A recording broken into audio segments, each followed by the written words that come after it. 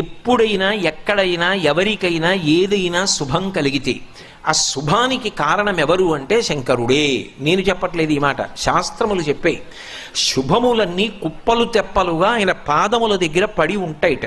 ఆయన అనుగ్రహించాడు అనుకోండి, ఓసారి ఇలా అంటాడు అంటే అది ఎగిరి వెళ్ళి ఇంటికి తోరణంగా పట్టుకుంటుంది. అందుకే ఒక గడుసు కవి ఒక మాట అన్నాడు, నేను ఓ పువ్వు పట్టుకొచ్చి మీ పాదాల మీద వేశాను అనుకోండి, నేను వేసినది ఏది పువ్వు, మీ పాదముల మీద ఉన్నది ఏది పువ్వు. నేను ఒక పువ్వు పట్టుకెళ్ళి మల్లికార్జున లింగం మీద వేశాను అనుకోండి, పరమ ప్రేమతో వేశాను అనుకోండి, ఆ పువ్వు ఓ ఏడాది తర్వాత నా ఇంటి మనవడం. నేను ప్రేమతో వేసిన పువ్వు 2 ఏళ్ల తర్వాత నా ఇంట్లో మనవరాలు.